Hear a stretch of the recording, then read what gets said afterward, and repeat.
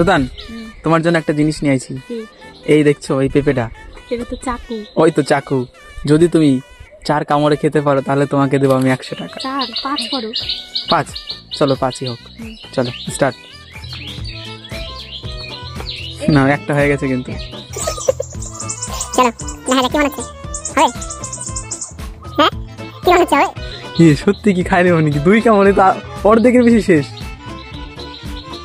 হ্যাঁ চলো।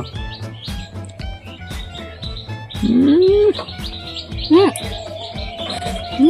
2 কামড়ে শেষ। কি মনে চাবি পারবে? হ্যাঁ তাড়াতাড়ি তাড়াতাড়ি, বেশি সময় নাই।